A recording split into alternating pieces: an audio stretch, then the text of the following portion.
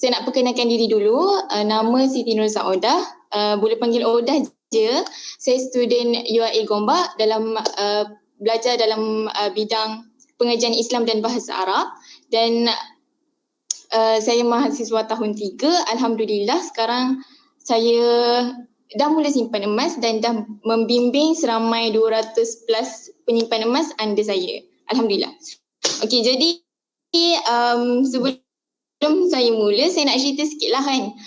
Macam mana saya boleh kenal emas, macam mana saya boleh mula simpan emas. Okey, kalau dulu waktu saya macam form-form tingkatan-tingkatan kan, waktu belajar tingkatan lagi, saya ni suka menyimpan duit, tak suka berbelanja.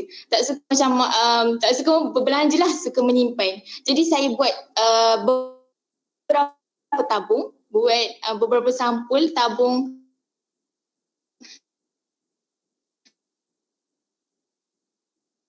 nak pergi haji, tabung nak pergi umrah, tabung untuk kahwin, tabung untuk beli rumah. Sebab kita masukkan dalam tabung tu. Jadi banyaklah tabungnya kan, banyak sampul lah yang kita buat. Dan saya juga ada juga menyimpan, saya buat simpanan dalam botol sabun. Sabun basuh baju, kita kosongkan, maksudnya dah habis lah. Lepas tu kita letak duit dalam tu. Okay. Jadi nampaklah daripada sekolah menengah lagi dah suka menyimpan duit. Tapi selamat datang pada yang baru masuk, selamat datang. Baru je mula insyaAllah. Okay. Tapi apa yang jadi, apa yang sedihnya, semua tabung yang saya buat waktu sekolah menengah tu, duitnya dah gone. Duitnya dah hilang. Saya dah guna semuanya, saya tarik. Maksudnya itulah kelemahannya, saya tarik. Kecuali apa je, tabung apa je yang tak berusik, iaitu tabung dosa. Saya tak usik sebab amanah lah kan. Kita buat dosa, kita masuk dalam tabung tu takkan nak guna semula, macam tak baiknya macam tu kan. Jadi tabung yang saya buat untuk pergi haji, umrah, tabung yang buat untuk beli rumah dah habis. Saya guna. Bila tengok banyak sikit, ambil lah, guna buat benda lain kan. Jadi itulah sedikit macam orang kata kelemahan lah untuk saya sendiri, walaupun saya suka menabung, tapi tabung saya pun bocor. Tabung saya bocor. Jadi start, okay, next. Start tingkatan 6, habis JSPM, saya ada dapat duit anugerah kecemerlangan SPM tahun 2018. Waktu tu tingkatan 6 ambil STAM, dapat 1,000. Jadi waktu tu saya macam risau, aku dapat 1,000 ni takkanlah aku nak simpan sendiri kan. Jadi waktu tu ayah saya dah mulalah menyimpan emas, mula mendidik masyarakat tentang emas. Jadi saya pun cakap, abah ambillah duit ni, simpan jadi emas kan. Okay, waktu tu saya tak ada ilmu pun, saya tak ada apa-apa ilmu, tak ada apa-apa basic pun tentang emas. Tapi saya takut saya terguna duit tu, jadi saya pun bagilah kat abu saya untuk simpan dan tukar dan tukar dalam bentuk emas. Waktu tu dapat 1,000 tapi guna dalam, selamat datang pada yang baru masuk, selamat datang. Okay. Jadi baru guna 700 macam tu lah. Waktu tu harga dinar waktu tahun 2018 baru 700 lebih macam tu. Jadi tarik semua, tukar jadi 1 dinar. Sampai sekarang 1 dinar saya beli hasil duit SPM ada kat sini. Ada kat sini. Ada kat sini. 1 dinar sampai sekarang ada. Jadi saya rasa ni satu kelebihan bila kita simpan emas, kita boleh simpan, kita boleh kekalkan simpanan kita tak bocor. Sampai sekarang ada, sampai umur 22 tahun simpanan saya still ada kat sini dan makin bernilai. Okey. Lepas tu kali yang kedua saya beli emas, saya simpan emas. Bila saya dapat duit juga, anugerah kecemerlangan STAM, RM1,000 juga, saya tukar lagi ke 1 dinar. Jadi tahun 2017, 2018 saya dapat 2 dinar. Okay, ni permulaan untuk saya sebagai student menyimpan emas. Waktu tu saya simpan tanpa ilmu. Saya just fikir saya tak nak guna simpanan saya. Astagfirullah, minta maaf saya lupa nak record sekejap ya. Kejap ya.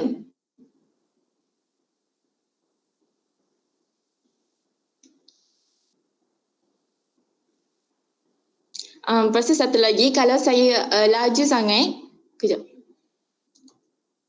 Kalau saya laju sangat, minta bagi tahu ya, sebab saya jenis cakap laju. Jadi mohonlah bagi tahu. Sebab debar kot. Macam gugup sikit. Debar sikit. Jadi kalau macam tak dapat tangkap je, buka mic bagi tahu sebab saya tak nampak, saya tengah tengok slide. Okay, dah record. Sekejap Okay, apa dah sambungan tadi? Waktu saya habis tam, saya dah ada 2 dinar. Okay, jadinya itulah nak cakap, permulaan saya simpan emas tanpa ilmu pun dah untung. Sebab apa? Sebab duit yang saya dapat tak bocor sampai sekarang, ada sampai sekarang, iaitu dalam bentuk 2 dinar ni. Dan bayangkan kalau waktu tu saya salah simpan kat company, maksudnya dekat scammer ke contohnya kan, kita nak tukar dalam bentuk emas tapi tersalah pilih syarikat yang buat scammer emas ni. Jadi benda tu sangat menakutkan, tapi alhamdulillah ayah saya lebih terdedah lah, maksudnya lebih kenal syarikat. Jadi saya pilih syarikat yang betul. Jadi pentingnya kat sini untuk kita simpan emas dengan adanya ilmu. Macam saya ni bernasib baik je ni jumpa syarikat yang betul. Okay, next. Okay, bila saya betul-betul kenal emas, bila saya betul-betul nak cari ilmu berkaitan dengan emas, waktu ni habis tam, waktu ni saya bekerja sebagai guru macam kerja part time sebagai guru. Satu hari saya ikut family, iaitu ikut abang saya lah, dapat award dalam syarikat Public Gold ni, dapat award 100 Club. So saya follow sekali. Waktu tu saya excited. Sebab apa? Sebab sebelum pada tu abang saya ni suka cerita tentang Tuan Syamsuddin Kadir. Kalau kenal lah, Tuan Syamsuddin Kadir ni dia penulis buku berkaitan dengan emas, berkaitan dengan pengurusan kewangan. So saya kenal dia je. Bila saya pergi sana, saya jumpa dia, macam orang kata syarikat ni syarikat yang hebat, bila mana ada orang-orang hebat yang simpan emas sekali dekat dalam tu. Okay, jadi lepas tu ni di sebalik gambar yang saya bergambar dengan Dr. Daud Bakar ni, sebab apa tahu? Sebab saya tak kenal sangat Tuan Syamsuddin Kadir tu. Saya ingatkan dia ni Tuan Syamsuddin Kadir. Lepas tu saya suruh lah, Umi tak gambar kat dengan penulis buku ni. Rupa-rupanya dia sekarang dia lebih, maksudnya sama hebat lah, sama level dengan Cik Syamsuddin Kadir tu, malah lebih hebat lagi. Sebab apa? Sebab dia sekarang dah jadi presiden UIA, tempat saya belajar. Dan dia juga penulis buku Emas dan Syariah. Kalau berminat lah nak tahu tentang syariah emas, boleh beli buku dia, Emas dan Syariah. Lepas tu dia juga ialah panel syariah untuk yang bagi kelulusan syariah pada company Public Gold ni. Maksudnya tak tahulah macam mana boleh bergambar dengan dia. Okay, jadi lepas pada tu saya terus sedar yang emas ni boleh jadi, dia macam something yang saya boleh masukkan dalam portfolio simpanan saya. Supaya saya tak adalah letak semua dalam bentuk wang tunai, supaya saya tak adalah terguna banyak sangat. Jadi bila saya tukar pada emas, nampaklah lebih tersusun. Sekejap Okay, lepas tu disebab waktu tu saya kerja cikgu kan. Okay, lepas pada tu terus saya sedar lah. Jadi setiap bulan dapat je gaji cikgu, terus saya tarik 20% tukar jadi emas. 20% tukar jadi emas. Jadi setiap bulan saya ada 200 gram pula. 1 gram. Okay. Alhamdulillah, syukur. Okay. Waktu ni harga emas 100 gram plus je waktu ni. Sekarang dah 252 hari ni. Okay, jadi soalannya ni khusus untuk, sebenarnya perkongsian saya khusus untuk anak muda sebenarnya. Sebab kita nak merancang kewangan 10 tahun akan datang. Tapi tak apa. Tapi tak apa, yang lain boleh mungkin macam yang dah jadi dealer, yang dah jadi mamak ke kan, boleh kongsikan dengan anak muda yang lain, macam anak saudara ke. Okay, jadi soalannya, pernah tak kita merancang untuk tingkatkan kemahiran menguruskan kewangan kita?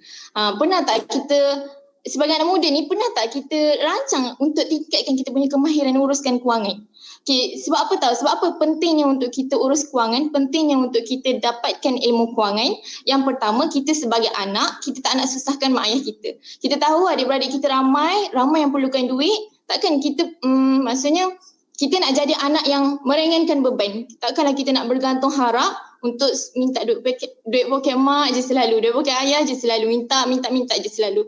Jadi sebagai anak sendiri, kita rasa macam aku kena buat something, aku kena susun kewangan aku untuk yang pertama tak susahkan mak ayah. Okay. Kita tak nak terlampau membebankan, nak ringankan sikit. Okay, jadi apa? Okay, itu sekejap, next slide. Okay, jadi yang kedua, kita mesti ada matlamat. Kita nak pergi haji, kita nak ada rumah, kita nak kahwin. Jadi pentingnya kita ada simpanan. Itu yang kedua. Lepas tu, yang ketiga, contohlah andai kata kita student yang ada hutang PTPTN. Jadi pentingnya kita susun elok-elok kita punya perancangan kewangan ni untuk kita lansaikan hutang PTPTN kita secepat mungkin. Kalau ada. Kalau tak ada tu alhamdulillah tak ada hutang dah kat situ. Bolehlah terus ke terus target nak beli rumah ke apa ke kan. Okay. Jadi kat sini nampak semua orang perlu ada ilmu kewangan. Semua orang rasa ilmu kewangan ni penting. Yang kena ada lah. Sebab kebanyakan antara punca penceraian dekat pasangan Malaysia sekarang, antaranya ialah disebabkan oleh kewangan sendiri. Maksudnya pasangan tu tak reti nak uruskan pendapatan keluarga, tak reti nak uruskan kewangan keluarga. Jadi itu pun boleh menyebabkan penceraian. Itu pentingnya kita ambil ilmu emas lah. Pentingnya untuk kita cari ilmu berkaitan ilmu kewangan. Lebih-lebih lagi lelaki. Okey. Jadi, sekejap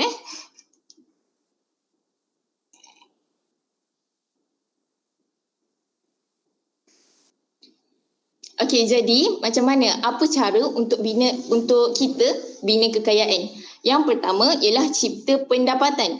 Tak kisahlah, walaupun kalau kita tengok sekarang ni ramai student yang dah mula buat bisnes. Yang ada juga yang selamat datang pada yang baru datang, selamat datang.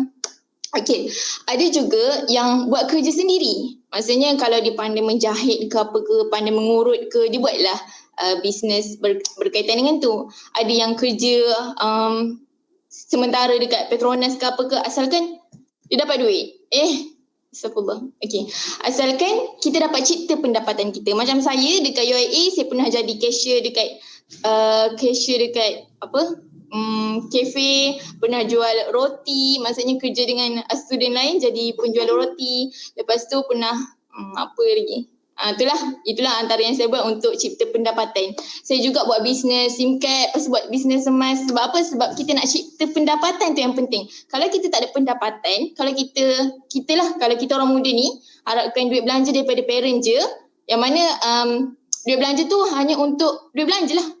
Macam mana kita nak pergi ke step yang seterusnya, iaitu simpan pendapatan, simpan kita punya duit. Kalau kita tak banyak pendapatan, tak banyak lah yang ya?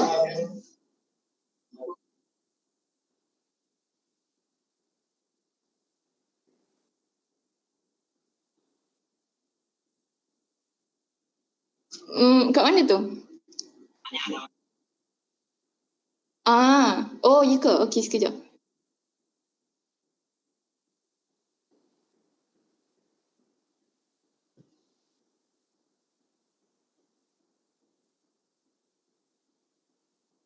Okey.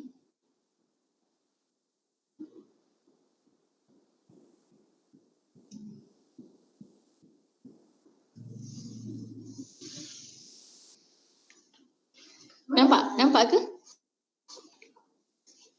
Okey, apa dah tadi? Okey, kalau kita pendapatan kita sikit, macam mana kita nak simpan pendapatan kan? So, pentingnya untuk kita cipta pendapatan. So, sebagai orang muda, carilah apa-apa benda, apa-apa bisnes ke, ataupun tengok pada kemahiran kita, asah kemahiran kita dan cuba untuk jadikan kemahiran kita tu sebagai satu jalan untuk kita dapat duit. Maksudnya untuk kita dapatkan duit lah, cari rezeki. Okey, yang kedua ialah simpan pendapatan. Tak guna kalau kita orang kaya, kalau kita dapat gaji yang banyak, gaji RM10,000, RM20,000, tapi kita punya simpanan hanya RM1,000. Sama je dengan orang yang dapat gaji gaji RM4,000, simpanan dia RM1,000. Sama je, sama level. Tu bukan, kiranya walaupun dia dapat gaji yang banyak tapi simpanan dia hanyalah 1,000, tu bukan menunjukkan dia tu kaya lah. Maksudnya kaya kita ni ialah pengukur kekayaan kita ialah simpanan kita. Jadi bila kita nak simpan pendapatan, apa platform yang sesuai, yang saya tahulah, yang saya hasil daripada baca buku semua, platform yang sesuai ialah ASB, tabung haji dan emas. So apa ASB dengan tabung haji ni, kita dapat dividen satu. Lepas tu untuk tabung haji susah untuk kita keluarkan simpanan kita. Kalau boleh platform untuk kita simpan duit, cari platform yang susah untuk kita keluarkan. Okay, itu yang tu tips lah supaya kita punya simpanan tak bocor selalu, tak tarik-tarik. Kita tak selalu tarik. Sama juga kalau orang tu susah untuk susah untuk simpan, kekalkan dia punya simpanan, asyik tertarik je. So kita tukarkan sikit kepada bentuk emas. Macam tu. Okay. Dan yang ketiga, cara untuk bina kekayaan yang ketiga ialah melabur. Melabur apa yang sesuai? Melabur emas, unit trust dengan property, hartanah. Okay, kenapa emas ada dekat simpanan, ada dekat pelaburan? Dia satu benda yang berbeza. Kalau macam student, tahap-tahap student, tak sesuai lagi lah nak melabur sebab duit pun tak banyak. So kita jadi kita dekat bahagian tahap penyimpan. Kalau melabur ni macam selalu beli paling kurang minimum 100 gram. 100 gram dan kita tak fikir matlamat, kita fikir keuntungan. Beli hari ni tapi kita maksudnya kita beli 1 gram, kita nak jual 100 gram, kita nak jual dalam tahun yang sama. Maksudnya orang yang melabur emas ni dia akan tengok trend turunan harga emas tu untuk dapatkan keuntungan yang maksimum. Okay, next. 10.23. Okay, next. Apa expert kata? Apa orang hebat-hebat ni? Pakar-pakar kewangan cakap apa? Yang pertama, Mike Maloney dia cakap dia ialah pelabur emas dan silver. Berapa banyak kita perlu simpan emas? Mike Maloney cakap 50% kita punya pendapatan kita kena simpan dalam bentuk emas. Ni dia cakap tau, bukan saya cakap. Okay. Yang kedua, Robert Kiyosaki. Dia ni ialah businessman dekat American. Dia cakap 25% simpanan kita kena tarik dan tukar dalam bentuk emas. 25%. Robert Kiyosaki ni ialah jutawan lah. Dia businessman dekat Amerika. Okay. Allah. Okay. Lepas tu yang ketiga, Azizi Ali. Tuan Azizi Ali. Dia ni pakar kewangan pertama dekat Malaysia. Kalau siapa yang tak tahu, Tuan Azizi Ali kata apa? 10% simpanan kita tarik simpan dalam bentuk emas. Tuan Azizi Ali ni dia pakar dalam property, dalam emas, dalam hartanah. So ni antara tiga orang pakar yang saya ambil. Dia punya cadangan simpanan kita dalam bentuk emas tu berapa persen yang kita kena simpan. Okay, saya tak cakap apa-apa, saya tak cakap pun kena simpan 10 ke 25 ke 50. Ni pakar kewangan sendiri yang cakap. Jadi ikutlah nak percaya ke tak nak percaya. Okay, jadi ada apa dengan emas? Kenapa kita kena simpan emas ni? Ada apa dengan emas ni sampai kita kena tarik sikit simpanan kita dan tukar dalam bentuk emas?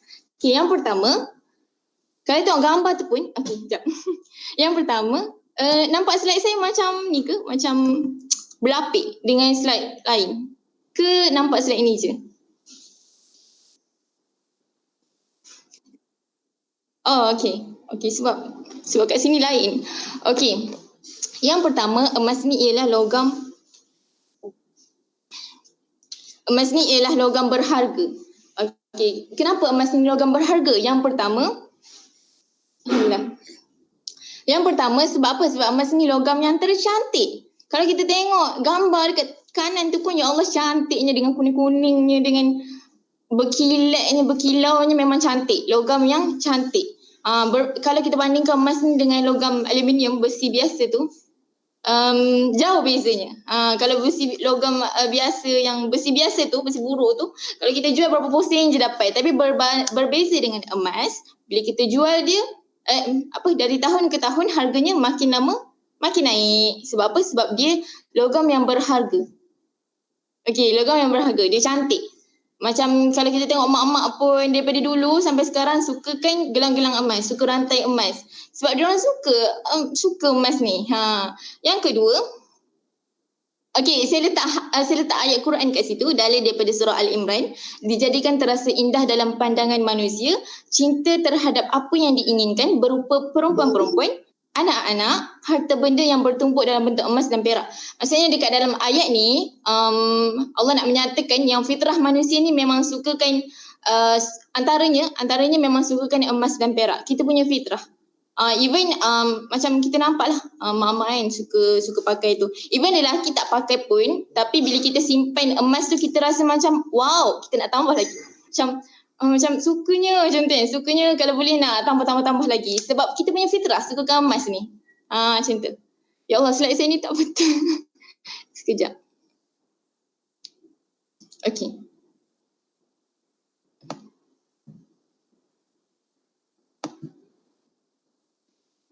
Okay, even dekat dalam syurga pun ada Allah cerita tentang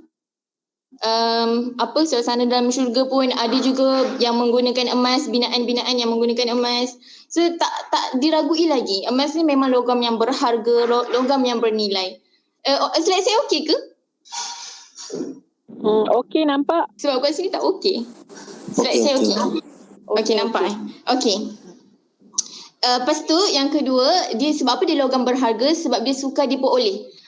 Contoh kalau orang nak cari emas dekat Lombong tu, Lombong besar tapi emasnya sikit je. Itu dua. Yang kedua ialah sukar diperoleh. Dan yang ketiga, emas ni hampir mustahil untuk dimusnahkan. Contoh kalau kita punya, andai katalah, na'udzubillah min zalik, andai kata kalau rumah yang kita duduk terbakar dan kita simpan emas kat dalam rumah tu. Emas tu walaupun dia terkena api, dia macam tak cantik, lebur ke, tapi bila kita jual, bawa pergi kedai, still berharga. Still kita boleh dapat duit daripada emas tu. Berbeza dengan duit, kalau kita simpan duit banyak-banyak kat rumah terbakar. Contoh je, na'udzubillah min zalik. Rumah terbakar contohnya, duit yang terbakar kena api tu, dah macam hangus-hangus tu, kita nak guna bawa pergi pasar raya, dah tak berguna, dah tak boleh diterima, dah tak ada nilai pun, kosong nilainya. Jadi beza antara emas dengan duit itu sendiri. Nampak tak? Emas walaupun dia patah, walaupun dia calar, patah, lebur ataupun apa-apa je lah, dia tetap bernilai. Orang tetap terima dia. Tapi duit kalau dia koyak sikit ataupun tergunting ataupun hangus ke apa, dah kosong nilai dia. Tak diterima dah. Okay, itu antara yang menunjukkan emas ni logam berharga. Yang kedua, emas ni satu-satunya objek yang dipanggil sebagai insurans kekayaan. Sama macam kita beli kereta ke, kita beli apa lagi? Rumah contohnya. Ada insurans kereta, ada insurans lain-lain lah. Sama juga macam emas. Emas ni ialah insurans kita punya kekayaan. Contoh kalau ada berlaku malapetaka, berlaku peperangan contohnya, na'udzubillah min zalik, andai kata berlaku, contoh je tak nak pun, tapi bila berlaku, emas ni boleh jadi kita punya insurans kekayaan. Sebab apa? Semua orang tak tahu yang kita simpan emas tu kat mana, semua orang tak tahu, kita je yang tahu, dan kita boleh bawa emas tu lari pergi negara orang dan emas tu boleh diterima dekat semua negara. Tak ada negara pun yang reject kalau kita nak jual emas ni. Berbanding dengan duit, andai katalah berbanding dengan benda-benda lain, duit ke, hartanah ke, kalau berlaku apa-apa dekat negara kita, kita tak boleh nak bawa sekali. Sebab apa? Sebab kita tahu duit kita tak diterima kat dekat negara orang. Yang kedua, kalau kita ada hartanah, kita tak boleh nak bawa sekali kita punya tanah tu, nak bawa sekali rumah kita pergi kat negara orang. Okay, nampak tak dekat situ? Kepentingan kita ada emas ni, walaupun nak simpan sikit tu, asalkan kita ada. Okay? Untuk kita punya insurans kekayaan. Masya Allah, banyak tak dapat. Okey, seterusnya. Kenapa pilih emas? Kenapa saya pilih emas? Kenapa kalian semua kena ada emas sebagai simpanan? Kenapa pilih emas sebagai simpanan? Okey, tadi ada apa dengan emas? Yang ni kenapa pula kita pilih emas? Yang pertama, emas ni ialah penyimpan nilai. Okey, kalau kita tengok gambar yang saya state dekat PowerPoint ni, the purchasing power antara emas dengan dolar.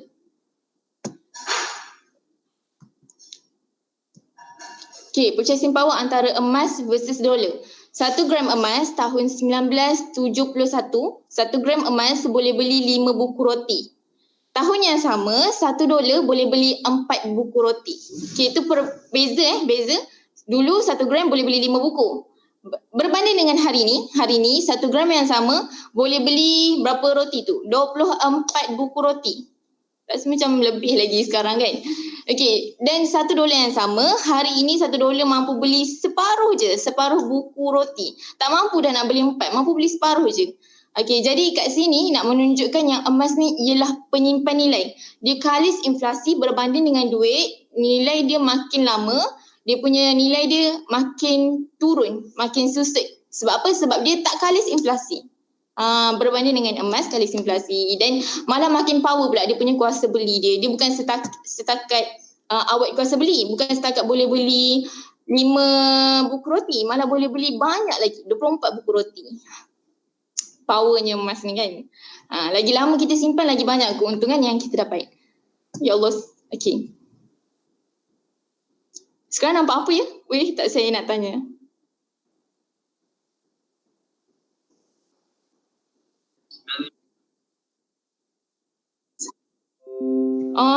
Okey. Okey sekarang? Nilai emas, duit, ada gambar kereta dengan Kaabah, betul tak? Okey. Okey, jadi ni perbezaan yang kedua, tahun 2000 emas 200 gram boleh beli satu motor Honda AX5. Waktu tu harga motor tu 6,000. 200 gram waktu tahun 2000 harganya 7,000, boleh beli sebuah motor. Tahun 2020, tahun lepas, astagfirullah. Tahun 2020, tahun lepas, emas yang sama yang seberatnya 200 gram dah naik nilainya sampai 57,000. 57,000 naik 50,000 berbanding dengan tahun 2000. Yang mana emas yang sama yang dulunya boleh buat beli motor, sekarang dah boleh buat beli kereta. Jadi kalau kita simpan duit, rasanya sama tak kita punya kuasa beli tu? Boleh tak kita beli kereta sekarang kalau kita simpan duit? Rasa macam tak. Maksudnya kalau kita nak simpan dalam jangka masa panjang, eloklah simpan dalam bentuk emas. Jadi dalam tempoh 20 tahun, dalam macam contoh ni, dalam tempoh 20 tahun kita ada pertambahan nilai sekitar 50,000 untuk beli benda yang lebih bernilai lagi berbanding motor yang dulu tu. Okey, yang kedua ialah ni contoh seterusnya berkaitan dengan kos haji. Kalau kita guna emas, kos haji ni sebenarnya turun. Tapi kalau kita tengok duit, sebenarnya dari tahun ke tahun kos haji tu makin lama makin naik. Okey, tapi kalau tengok dari segi tengok dalam bentuk emas pula, kos haji menggunakan emas makin lama makin turun. Contoh tahun 1998, kos haji harganya 8,000. Okey, waktu tu harga emas 1 gram RM30. RM30 sahaja. Dan kita memerlukan 267 gram untuk pergi haji. Okey. Saya malah nak go through satu-satu. Jadi kita tengok tahun 2020, kos haji tahun 2020 RM9,980. Waktu tahun lepas lah, waktu COVID-19, harga emas naik ke RM290 1 gram. Jadi kos haji menggunakan emas tahun lepas hanyalah 34 gram. Cuba bayangkan waktu tahun 1998 kita dah ada 267 gram dan kita nak pergi haji tahun 2020 ni. Kita hanya menggunakan 34 gram je. Selebihnya kita dah boleh buat untuk guna beli benda lain lah, maksudnya guna untuk capai matlamat yang lain. Betapa untungnya kalau kita dapat simpan emas secara konsisten, dia akan menguntungkan kita pada jangka yang panjang. 20 tahun akan datang, 10 tahun akan datang, insyaAllah. Okey. Yang kedua, kenapa pilih emas? Yang kedua, emas ni ialah forgotten saving. Maksudnya,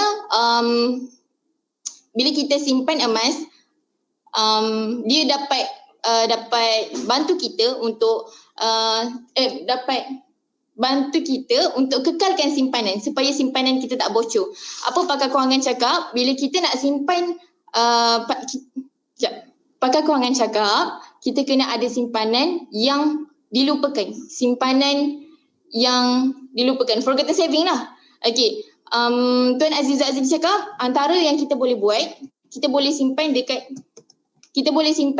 bank-bank yang jauh dari rumah, yang kita susah nak keluarkan duit, yang tak ada kad untuk swipe kan. Kalau pergi bandar boleh swipe, boleh keluarkan duit tu kan. Tak ada benda tu. just buku, dan ATM pun jauh daripada rumah. So itu cara yang berkesan untuk kita jadikan simpanan kita sebagai simpanan forgotten saving. Just masuk setiap bulan, akan datang kita tengok, wah dah banyak. Macam tu kan. Kita tak guna lah, maksudnya kita tak tahu berapa nilainya dari masa ke masa. Tapi apa cara yang lebih berkesan daripada kita simpan duit dalam bank? Cuba bayangkan kita simpan setiap tahun dalam bank, nanti kita tengok dah banyak. Lepas tu bila tengok nombor dah banyak, faham je lah, bila tengok nombor dalam bank dah banyak, mesti kita rasa macam aku boleh guna ni sikit buat beli kereta, buat beli motor. Tu bahayanya kita simpan duit dalam kuantiti yang banyak. Berbanding dengan kita simpan emas, satu emas ni susah nak gunalah. Maksudnya bila kita simpan emas, kita rasa macam sayang nak guna. Dan yang kedua, bila kita simpan emas, kita makin banyak emas yang kita simpan, makin banyak lagi kita nak tambah. Maksudnya bila kita ada emas tu dengan kita, lagi kita semangat untuk tambah simpanan emas tu sendiri. Okey, itu yang kedua, forgotten saving. Okey, yang ketiga ialah kenapa pilih emas yang ketiga ialah sebab apa? Sebab emas ni kekayaan di tangan sendiri. Emas ni ialah kekayaan di tangan sendiri lah. Kita simpan emas dekat kita. Emas ni ialah satu-satunya instrumen kewangan yang tak dipegang oleh kerajaan. Tak ada kawalan, tak ada siapa-siapa yang tahu berapa simpanan kita, even kerajaan sekalipun. Kalau kita ada banyak emas kat rumah, tak ada orang tahu berapa kita punya emas. Okay, satu-satunya berbanding dengan tanah ke, duit dalam bank ke, duit dalam bank orang bank tahu, tanah pun kita ada dokumen dia. Jadi yang ini kekayaannya di tangan sendiri. Kita tak terikat dengan bank. Lepas tu kita tak perlukan jaminan sesiapa, dan tak ada dalam sistem kewangan. Okey, ni beza penyimpan emas dan pelabur emas. Rasa macam tak terangkut yang ni. Okey, tak apalah sikit. Penyimpan emas ni untuk kita sebagai penyimpan emas, kita fokus pada gram. Kita bukan fokus pada pertambahan RM. Orang yang melabur dalam emas ni, dia akan fokus pada berapa ringgit emas tu. Sebab dia nak apa? Sebab dia nak untung emas tu dalam jangka masa pendek. Dia akan beli emas tu banyak waktu harga murah, dan dia akan jual emas tu pada harga tinggi. Sebab tu dia tengok RM. Kalau pelabur, kalau penyimpan, kita fokus kita ialah nak capai matlamat kita. Sebab itulah kita fokus pada gram. Setiap bulan aku akan pastikan aku akan tambah 1 gram 1 bulan, 2 gram 1 bulan. Tak kisahlah, yang penting aku konsisten. Bila dah cukup gram, aku akan guna untuk capai matlamat. Tu ialah mindset penyimpan. Mindset pelabur, keuntungan. Okey, seterusnya, apa matlamat yang kita boleh buat dengan menyimpan emas ni? Apa matlamat yang kita boleh buat boleh capai lah dengan menyimpan emas? Ini berdasarkan dinar lah. Berdasarkan dinar, untuk haji kita boleh kita ada 10 dinar, kita dah boleh pergi haji. Pendidikan 50 dinar, pendidikan untuk anak akan datang. Contoh macam sekarang baru kahwin ke apa ke kan, dah boleh mula buka tabungan emas untuk anak. Nanti bila umur dia 20 tahun, harga emas waktu tu dah berapa agaknya. Macam betapa untungnya, sebab anak tu 20 tahun proses sebelum dia masuk universiti. Jadi eloklah kalau anak ni elok simpan dalam butang emas simpanan dia. Okey, yang ketiga ialah perkahwinan. Perlukan 1 dinar ke 5 dinar ke 10 dinar ke, ikut atas hantaran. Lepas tu boleh juga guna untuk kos kahwin ke apa kan. Lepas tu untuk persaraan 20 dinar, dana kecemasan 20 dinar, akikah 1 dinar. Okey, akikah ni kambing lah, kambing 1 dinar. 1 dinar bersamaan dengan 4.25 gram, yang mana harga hari ni 1,000 lebih. 1,000 lebih. Okey. Okey, jadi astagfirullah. Okey. Sebelum kita nak beli emas, kita kena tahu dulu apa kriteria sebelum beli emas. Ni ilmu untuk penyimpan emas. Kita tak boleh beli emas gitu-gitu je. Maksudnya nak beli emas, kita pergi je kat kedai lepas tu beli tanpa ada ilmu. Penting untuk kita ada ilmu dulu supaya kita tak kena tipu, supaya kita tak beli emas yang salah. Jadi apa kriteria sebelum kita beli emas? Yang pertama, pastikan emas harganya rendah. Okey, tapi kebanyakan orang buat salah sebab apa? Sebab dia hanya tengok harga rendah je. Ada company yang jual harga rendah tapi bila nak jual semula, susut nilai dia tinggi. Sebab itulah bila kita nak beli emas, tengok semua kriteria sebelum kita beli emas tu. Yang pertama memanglah harga rendah, semua orang nak harga rendah. Yang kedua, susut nilainya rendah. Macam yang saya cakap tadi, jangan tengok harga rendah je tapi nanti bila nak jual susut nilainya tinggi. Tu pun merugikan kita. Okey. Jadi pertama harga rendah, kedua susut nilai rendah, yang ketiga stok tak ada high. Maksudnya dekat cawangan yang kita beli tu pastikan cawangan tu sentiasa ada stok. Contoh kalau kita beli dekat cawangan-cawangan tertentu, bimbang nanti kita nak beli berapa 100 gram ke tengok-tengok tak ada stok, macam tak best lah, tak best untuk kita sebagai penyimpan. Yang keempat, cawangan jual beli banyak untuk memudahkan urusan kita jual beli emas ataupun pajak emas ke ataupun nak ambil emas ke. Saya akan ceritakan apa syarikat apa yang sesuai untuk simpan emas ni. Okey, yang kelima, sebenarnya ada 5 kriteria. Yang kelima ialah syarat jual semula tu mudah, tak susah untuk kita jual semula emas tu.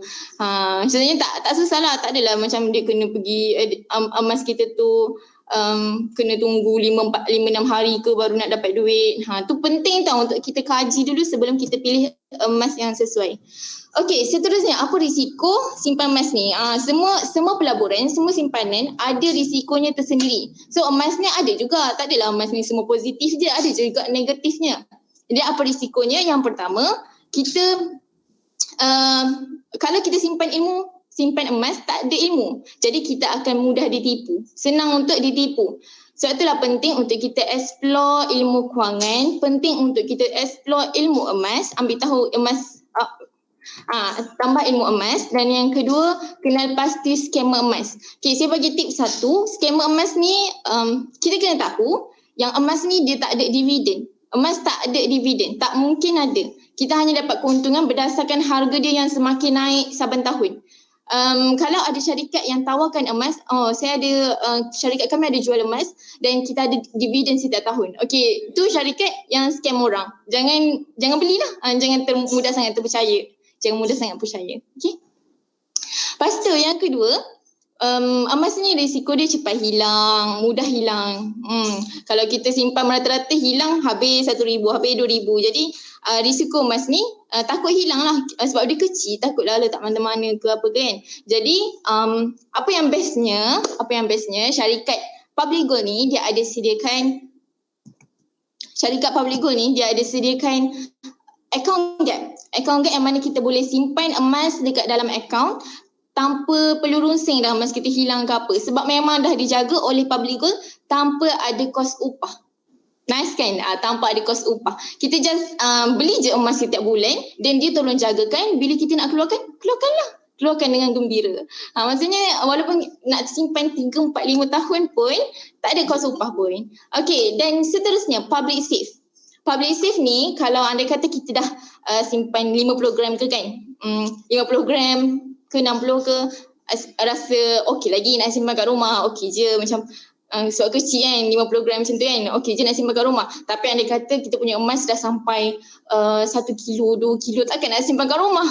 Takut kan, mesti rasa macam risau, takut orang jumpa ke apa. Jadi Public Gold ada sediakan Public Safe, iaitu deposit box untuk peti simpanan untuk penyimpan emas, simpan emas kat Public Safe tu. Yang mana dia punya charge hanya 200 ke 300 ringgit setahun. Setahun, bukan sebulan.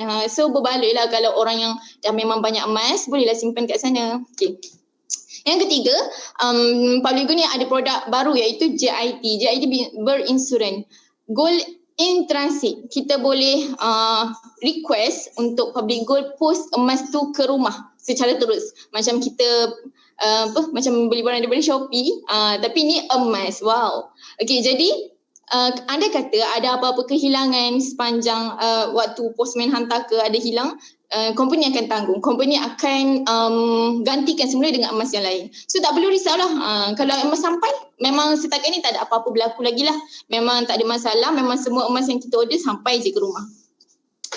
Okey, yang ketiga ialah palsu. Kita takut risiko emas ni, takut emas tu emas palsu. Jadi elakkan beli emas daripada individu. Contoh si B beli emas dengan CA beli emas dengan CB. Okey, lepas tu CA ni dia pun dah lama dia simpan, dia pun pergilah kedai nak jual. Tiba-tiba bila kat kedai tu dia kata, oh ini bukan emas betul ni. Emas ni ada campuran semua-semua. Dia marah kan, mestilah marah kan. Lepas tu dia pun pergilah dekat CB. Weh, apa sebab emas ni tak tulen. Rupa-rupanya CB beli dengan CC. Lepas tu CC beli dengan CD. Lepas tu sampai ke sudah dah kita tak jumpa siapa yang siapa yang jual emas ni kan, siapa puncanya. Jadi bahaya untuk kita beli daripada individu. Terus beli direct dari company supaya lebih terjamin lah. Company macam mana? Company yang well proven, yang well established, yang memang dipercayai, yang memang ramai orang-orang hebat simpan kat sana. So tu dah menunjukkan itu dapat mengelakkan kita daripada beli emas palsu. Jangan beli emas daripada Shopee ke Lazada ke, bahaya. Okay, ini antara berita antara apa ni yang kena tipu beli emas kan. Sebab apa? Sebab kita beli emas tanpa ilmu. Bahayalah. Takut kena macam tu. Jadinya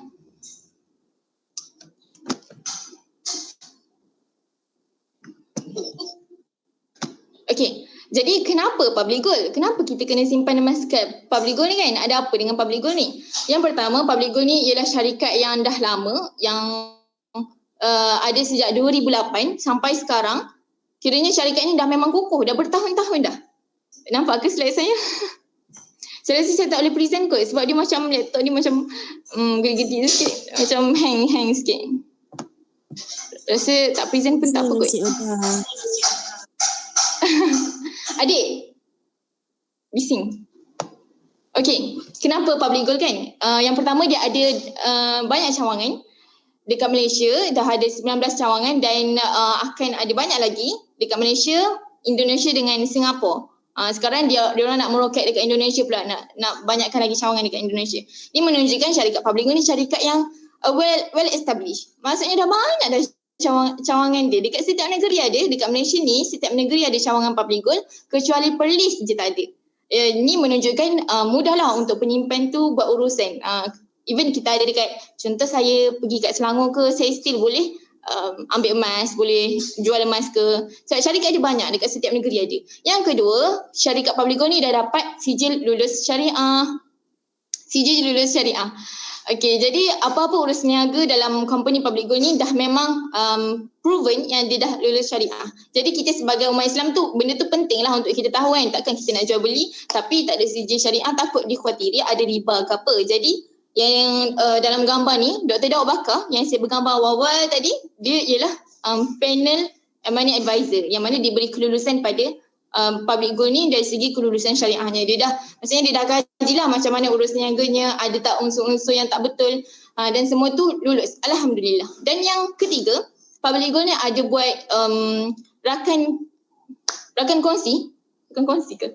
Dia maksudnya bekerjasama dengan PDRM, yang mana PDRM ni membantu public gold jaga dari segi keselamatan.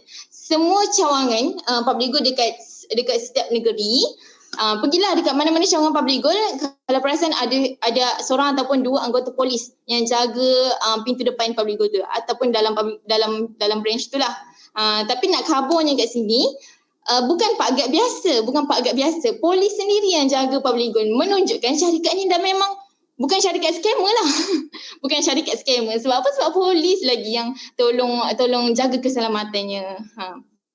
Okey, apa lagi? Syarikat public gold ni dia ada museum dekat Pening, ada kilangnya sendiri. Memang kukuh. Okey, next. Okey, apa produk yang public gold ni sediakan? Maksudnya apa cara yang kita boleh guna untuk kita simpan emas?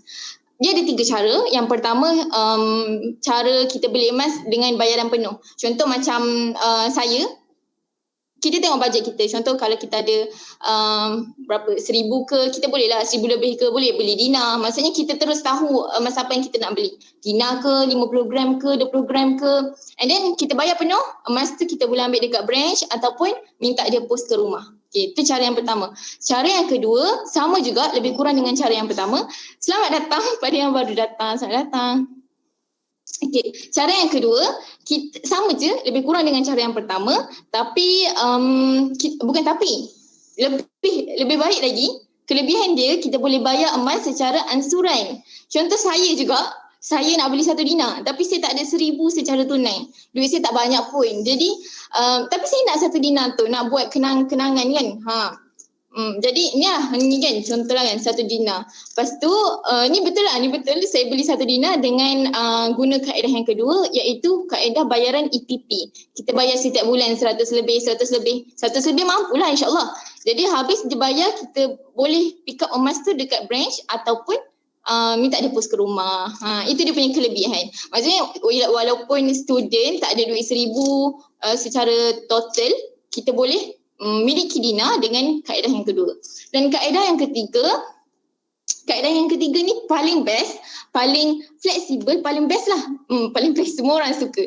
Okey, kaedah yang ketiga ni ialah akaun emas gap. Ada banyak sangat kelebihan akaun emas gap ni. Yang pertama, kita boleh beli dan simpan emas rendah RM100. RM100 ataupun kita boleh beli harga per gram. Contohnya harga hari ni RM252. So kita bolehlah tambah 1 gram hari ni. Sebab ni pun harga dikira murah jugalah hari ni kan. Ataupun kalau tak ada duit sangat, kita mulakan dengan RM100. Boleh beli RM100. Siapa? Maksudnya insyaAllah semua orang mampu kot insyaAllah. RM100 je. Maksudnya kat sini emas ni bukan boleh dibeli oleh orang kaya je. Semua orang boleh beli emas, even student sekalipun. Yang penting kena pandai susun kewangan. Okay. Yang kedua, tak ada sebarang yuran simpanan dikenakan. Contoh kalau dalam ni yang tengah join ni masih lagi tak ada akaun emas. Bila kita buka akaun emas tak ada apa-apa yuran dikenakan. Itu yang pertama. Maksudnya yuran nak buka akaun tu free, buka akaun free je. Bagi je detail dealer yang akan bukakan, lepas tu dealer akan bimbing cara untuk simpan emas secara percuma. Emas kita dapat, bimbingan pun kita dapat, ilmu pun kita dapat. Dan seterusnya tak ada yuran simpanan ni, maksudnya even berapa lama pun kita simpan tak ada kos upah lah. Maksudnya tak ada kos upah, kita simpan secara percuma je. Kita minta tolong Publigo tolong jagakan. Macam tu lah. Yang ketiga, urusan jual beli 24 jam tanpa cuti. Maksudnya ada kata kalau kita pagi-pagi contoh pagi-pagi bangun pagi tahajud. Pasal habis tahajud tu rasa tergerak hati nak buka website Publigo ni. Tengok harganya tengah murah kan. Harganya tengah murah. Jadi waktu tu juga kita boleh beli emas tanpa ada halangan. Tak ada pun kena beli pukul 8 ke 10 pagi ke tak. Malam-malam buta pun kita boleh beli je emas tu. Caranya macam mana? Boleh rujuklah dealer akan bimbing macam mana. Okey. Seterusnya, kumpul sikit-sikit lah sehingga tiada limit. Dalam akaun gap ni tak ada limit tau, kita nak simpan sampai berapa kilogram pun tak ada limit. Yang penting kena konsisten lah simpan sikit-sikit. Kalau kita simpan hari ni simpan 1 gram, lepas tu tak simpan-simpan, macam mana kita nak dapat untung daripada simpanan emas? Itu namanya apa? Namanya rugilah. Kita simpan 1 gram lepas tu tunggu bertahun-tahun. Sangatlah rugi. Berbanding dengan orang yang konsisten simpan setiap bulan, bila 10 tahun akan datang dia dah ada berapa? Banyak dah. Sangatlah berbeza keuntungan dia dengan keuntungan orang yang simpan 1 gram tadi. Jangan marahlah kalau simpan 1 gram. Lepas tu 10 tahun akan datang tanya, kenapa sikit sangat untung ni? Dah nak buat macam mana? Dah awak simpan 1 gram je. Okey, yang seterusnya, poin nombor 5, tiada paksaan. Ada duit tambah, tak ada duit tambah. Ni penting. Orang selalu tanya saya, kalau nak simpan emas ni kena simpan setiap bulan ke? Syarat dia kena simpan setiap bulan ke? Jawapannya tidak. Kita boleh simpan ikut suka kita. Ada duit kita tambah, tak ada duit sudah. Abaikan je. Yang paling penting, kalau kita nak guna duit dalam masa terdekat, janganlah simpan dalam bentuk emas. Nanti rasa tersepit, rasa macam ya Allah tak bestnya simpan emas ni sebab asyik tak ada duit. Tu bahaya juga. Maksudnya kita pertimbangkanlah kita punya perbelanjaan kita sendiri. Kalau ada duit lebih, lepas tu duit tu untuk kehendak, baik simpan jadi emas, lagi bernilai. Okey. Tak ada paksaan berapa gram kita nak tambah setiap bulan ataupun bila-bila kita nak tambah, tak ada paksaan. Dan yang keenam, disokong 100% emas fizikal. Ni paling penting. Semua penting. Semua penting. Yang keenam ni disokong 100% emas fizikal. Ni penting dari segi kelulusan syariah. Kita kena tahulah emas yang kita beli dalam akaun, kita beli walaupun kita simpan dalam akaun, adakah dia fizikal ataupun hanya nombor. Ni kena tahu. Ada satu produk daripada bank apa saya tak ingat. Dia buat satu produk iaitu produk GIA, Gold Investment Account, yang mana kita boleh beli emas, memang harganya sangat murah berbanding dengan emas biasa dekat kedai lain. Tapi dia punya kelemahan ialah dia tak ada fizikal emas pun. Dia just sandarkan pada harga emas tapi tak ada fizikal.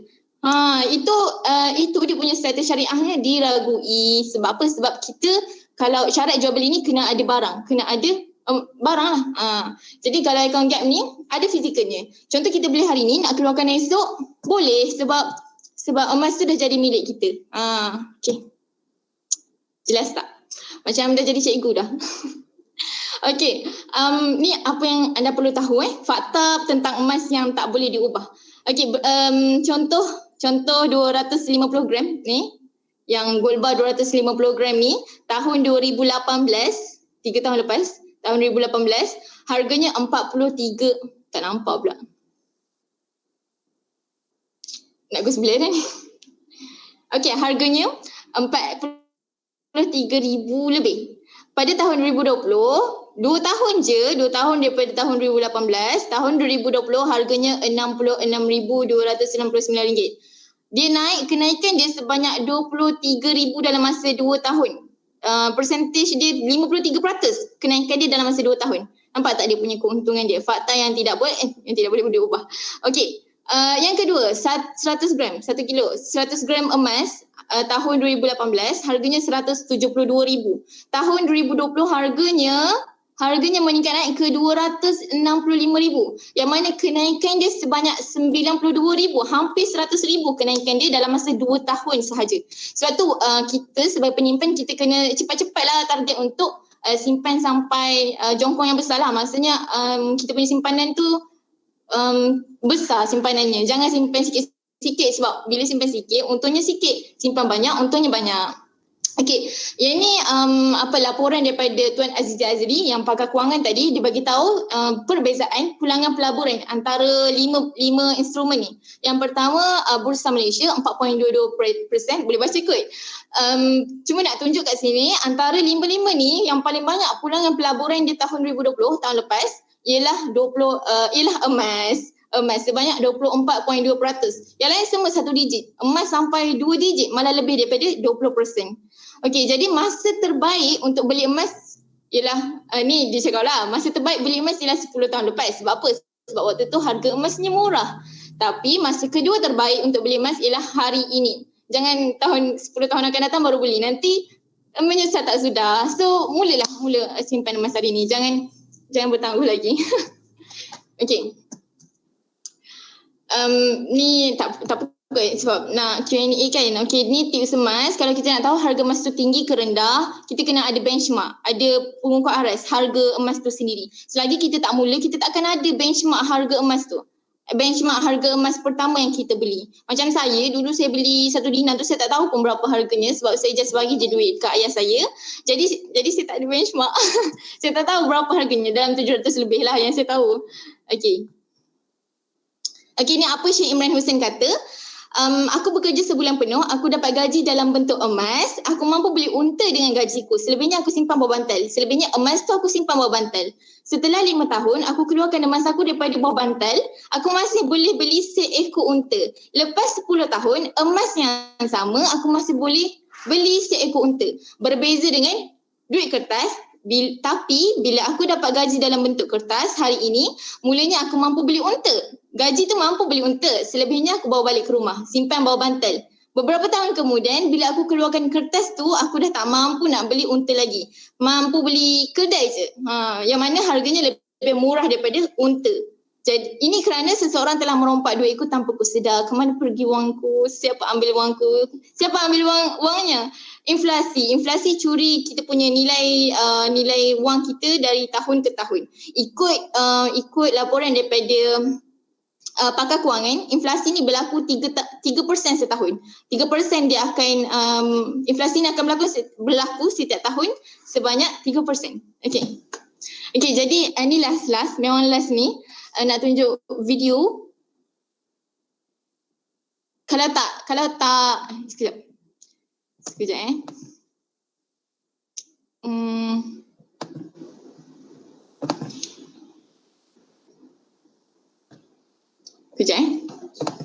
mungkin sambil-sambil tu ada kot, kalau ada yang nak tanya soalan bolehlah kot tanya. ada banyak pakar-pakar dalam ni yang nak tolong jawabkan. Okey, sekejap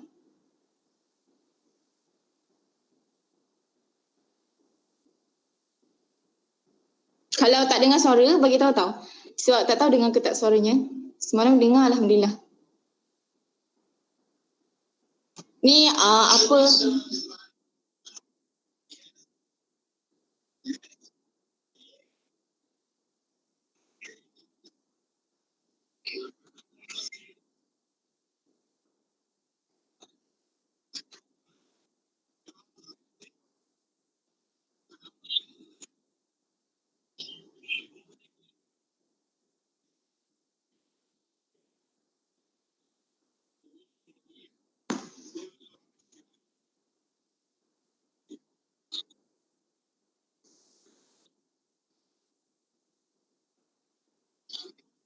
Macam tak dengar Cik Oda. Tak tahu yang lain dengar ke Tak dengar ke? Tak dengar ke? Tak dengar. Okey, sekejap. Kalau present dengar tak? Sekejap Tak ada suara. Tak ada suara.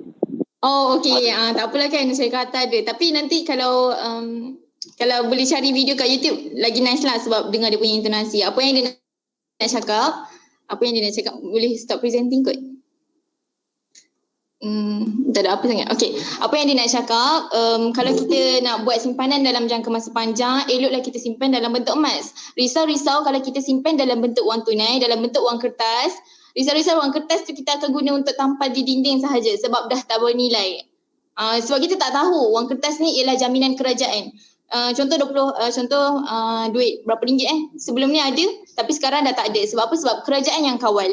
Berbeza dengan emas, orang tak tahu berapa kita simpan dan dia punya nilai tu tak pernah jadi kosong dan dia amat sesuai lah untuk simpanan jangka panjang. Jadi itu je daripada saya. Sekian, terima kasih. Mungkin kalau ada nak tanya soalan, sekejap saya tidur. Kalau ada yang nak tanya soalan, mungkin boleh buka mic ke ataupun tulis di sini ke. Kalau tak ada soalan, kita tutup. Sebenarnya dah pukul 11. Nak masak lagi kan? Semua. Okay.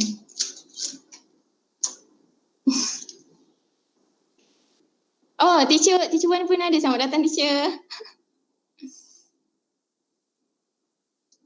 Okay, ada soalan ke? Kalau ada soalan boleh tulis dekat message dekat chat box. Kalau tak ada, berkaitan dengan apa? Berkaitan dengan kalau semalam saya bagi seminar semalam dekat Quipstas. Alhamdulillah saya dapat ramai penyimpan baru semalam daripada pelajar Quipstas hasil daripada perkongsian ilmu semalam. Apa antara yang dia tanya? Antara yang diorang tanya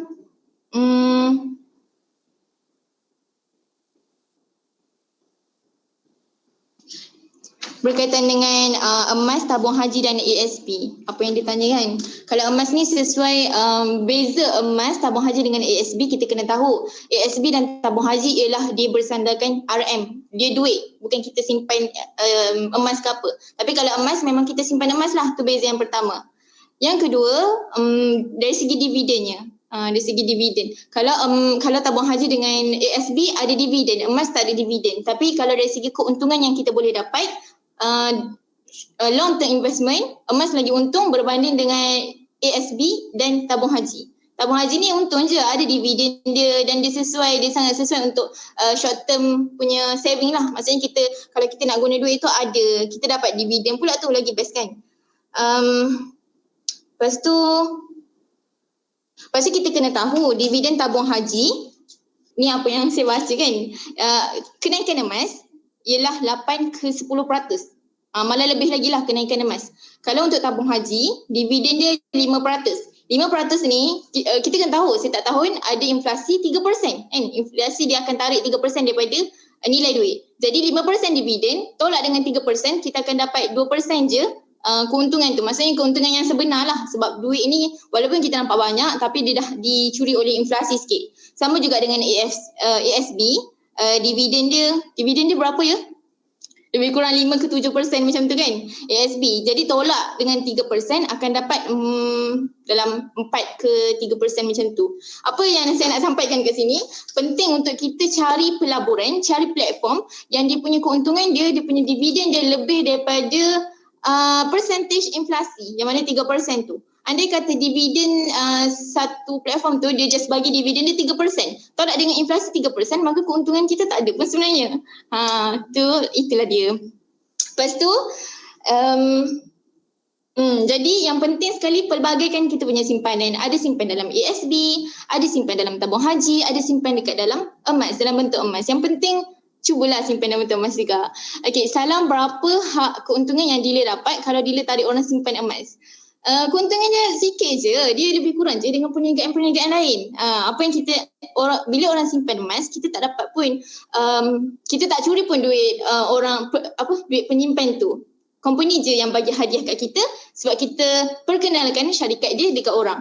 Okey, jadi level-level percentage yang kita dapat untuk level yang paling bawah itu normal dealer, kita akan dapat 1% daripada simpanan orang. Contohlah, orang tu simpan RM100. Kita dapat penyimpan yang pertama, dia simpan RM100. Kita akan dapat RM1. Macam alah sikitnya. Tapi bila kita dah ada ramai penyimpan dekat bawah kita, setiap bulan dia konsisten menyimpan dan setiap bulan kita tak tahu kan orang punya bajet, orang punya duit tu berapa. Kadang-kadang ada yang simpan sebulan 20 gram, 30 gram. So total lah semua. Macam tu. Jadi normal dealer 1%, priority dealer iaitu level yang kedua ialah 2%, 1.5% dan yang paling tinggi master dealer dapat 2%.